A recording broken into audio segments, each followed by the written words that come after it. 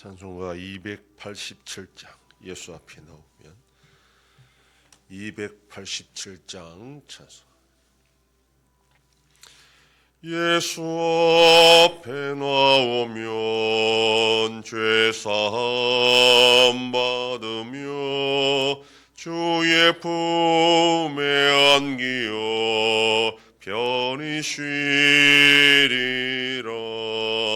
우리 주만 믿으면 모두 구원 얻으며 영생 복락 멸류관 확실히 받겠네. 예수 앞에 나와서 은총을 받으며 마음의 기쁨 넘치어 감사하리라. 우리 주만 믿으면 모두 구원 얻으며 영생 복락 멸류관 확실히 받겠네. 예수 앞에 설 때에 흰 옷을 입으며 밝고 빛난 내 집에 길이 살리라. 우리 주만 믿으면 모두 구원 얻으며 영생 복락 멸류관 확실히 받겠네. 전능하사 천지를 만드신 하나님 아버지를 내가 믿사오며 그 외아들 우리 주 예수 그리스도를 믿사오니 이는 성령으로 잉태하사 동정녀 마리아에게 나시고 본디오 빌라도에게 고난을 받으사 십자가에 못 박혀 죽으시고 장사한 지 사흘 만에 죽은 자 가운데서 다시 살아나시며 하늘에 오르사 전능하신 하나님 우편에 앉아 계시다. 저리로서 산자와 죽은 자를 심판하러 오시리라. 성령을 믿사오며 거룩한 공예와 성도가 서로 교통하는 것과 죄를 사하여 주시는 것과 몸이 다시 사는 것과 영원히 사는 것을 믿사옵나이다. 아멘. 하나님 말씀 창세기 16장 1절에서 16절까지의 말씀입니다. 구약성경 18페이지. 창세기 16장 1절로 16절 말씀 한 절씩 교독합니다. 아브라함의 아내 사레는 출산하지 못하였고 그에게는 한 여종이 있으니 애굽 사람이요 이름은 하갈이라.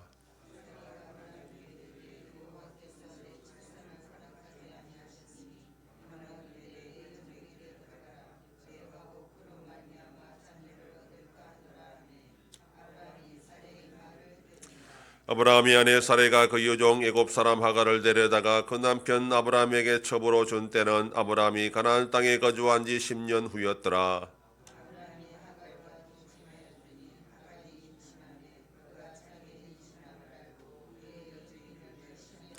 사레가 아브라함에게 이르되 내가 받은 모욕은 당신이 받아야 옳도다. 내가 나의 여종을 당신의 품에 두었거늘 그가 자기의 임신함을 알고 나를 멸시하니 당신과 나 사이에 여호와께서 판단하시기를 원하노라.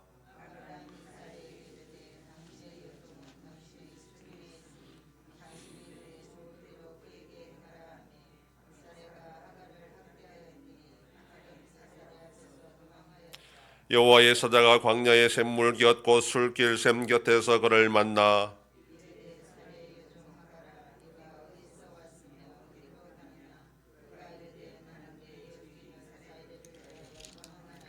여호와의 사자가 그에게 이르되 네 여주인에게로 돌아가서 그 수하에 복종하라.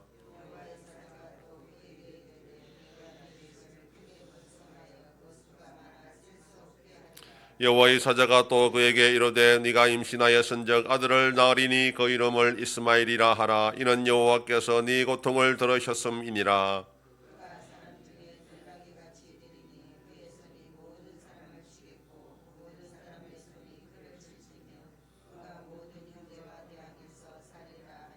하갈이 자기에게 이르신 여호와의 이름을 나를 살피시는 하나님이라 하였으니 이는 내가 어떻게 여기서 나를 살피시는 하나님을 배웠는고 함이라.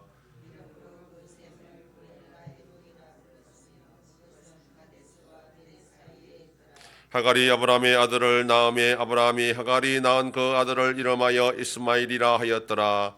하갈이 아브라함에게 이스마엘을 낳았을 때에 아브라함이 86세였더라. 아멘.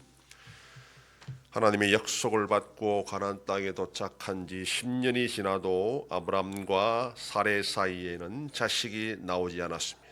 그래서 당시의 문화를 좇아 여종을 통해서 대를 이으려 했습니다. 그 여종은 바로 애굽에서 나올 때 데리고 나온 하갈이라는 그런 여종입니다. 야곱도 네 아내가 있었지만 두 명의 여인은 여종이었습니다. 여종이라도 자기의 자식이 되는 데는 문제가 없었지만 여기에서는 상황이 다르다라는 것을 우리가 염두에 두고 말씀을 살펴야 됩니다. 갈라디아서 4장 22절로 23절 말씀에 보면은 여종에게서는 육체를 따라 낳고 자유 있는 여자에게서는 약속으로 말미암았다 이렇게 말합니다. 여기서 말하는 것은 하갈을 가리켜 육체를 따라 난 자를 가리키고 사레를 자유 있는 여자를 따라 약속으로 말미암은 자손이라 그렇게 규정을 성경은 하고 있습니다. 사레는 자기 태를 통해서는 아이가 나올 수 없다라는 것을 확인하게 됩니다. 문제는 아브라함이 아니라 자기였다라는 것이죠. 그런 절망 가운데에 지금 아브라함에게 이야기하기를 당신이 받아야 될 모욕을 내가 받는다. 5절에 여호와께서 나를 판단하시기를 원하노라 이렇게 말하는 것은 자기를 통해서가 아니라도 얼마든지 하나님은 아브라함에게 약속의 자식을 줄 수 있을 것이라 생각했지만 임신한 하갈이 자기를 모욕하는 걸 보고 멸시하는 걸 보고 이건 하나님의 약속이 아니었다라는 것을 깨닫게 됩니다. 자기를 통해서는 아이가 나올 수 없고 하갈을 통한 저 아이는 하나님의 약속의 자식이 아니라면 도대체 어떻게 하나님의 약속은 이루어질 것인가 도저히 알 수 없다. 하나님이 해결해 달라 하는 뜻이 바로 이 사라의 외침입니다. 아이를 낳지 못하는 여인의 이 고통 속에서 하나님은 도대체 어떻게 그 약속을 이루어낼 것인가 라는 것이 계속해서 성경은 밝히고 있는 내용이고 또 한편 하나님은 쫓겨난 이 도망친 하갈에게 다시 여주인에게 돌아가라 그렇게 말합니다. 어차피 우리는 다시 이 이스마엘과 함께 쫓겨날 것을 알고 있음에도 이 하나님의 사자는 이 하갈에게 다시 주인에게 돌아가라 그렇게 말합니다. 비교하기 위한 것이죠. 하나님의 약속을 따라 난 자와 약속을 따라 나지 않고 육체를 따라 난 자가 어떠한 삶을 살게 될 것인지를 비교하고 나서 갈라치기 하기 위한 것입니다. 그럼에도 불구하고 하나님은 하갈을 통해서 그 자손이 번성할 것이라 그렇게 말합니다. 이것도 약속을 따라 하나님의 은혜를 받은 자의 삶과 약속을 받지 못한 자의 삶이 아무리 번성해도 소용없다라는 것을 알려주기 위한 말씀입니다. 하나님의 뜻이 도대체 어디 있는지 알지 못하는 사라의 삶 속에서 그는 결국 하나님의 뜻을 기다릴 수밖에 없는 참고 인내할 수밖에 없는 세월을 보내야 한다라는 것입니다. 우리의 삶 가운데서 도대체 이것이 과연 하나님의 뜻인가 판단하지 못할 때가 참 많습니다. 그럴 때는 우리의 생각대로 할 것이 아니라 기다려야 되고 하나님의 뜻이 분명해질 때까지 인내하며 그 뜻을 묻고 우리는 살아가야 됩니다. 오늘 우리는 판단하기 쉽지 않은 일들이 참 많습니다. 이것이 과연 하나님이 기뻐하시는 일인가 하나님이 싫어하시는 일인가 잘하는 일인가 못하는 일인가 분간하지 못할 때가 참 많습니다. 그럴 때는 섣불리 결정할 것이 아니라 기다리며 인내하며 하나님의 뜻이 명확하고 선명해질 때까지 우리는 그 뜻을 기다리는 것이 지혜로운 자고 하나님의 뜻을 거역하지 않는 성도의 복된 삶인 줄 믿습니다. 오늘 하루도 그렇게 참고 인내하며 하나님의 뜻을 기다리며 살아가는 복된 하루가 되기를 소망합니다. 기도하겠습니다. 하나님 아버지 감사합니다. 지난 밤도 지켜주시고 또 이 새벽을 깨우며 주님 앞에 나와 기도하고 오늘 하루도 살아가게 하시니 감사합니다.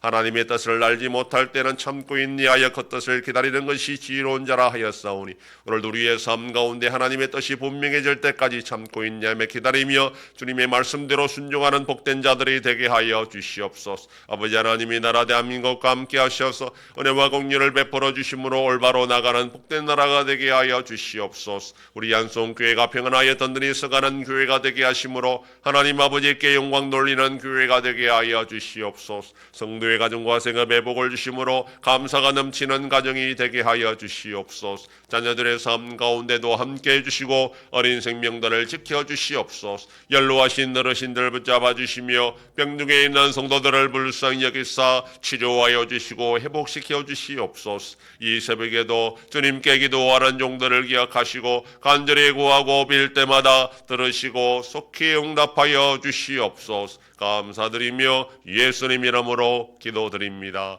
아멘.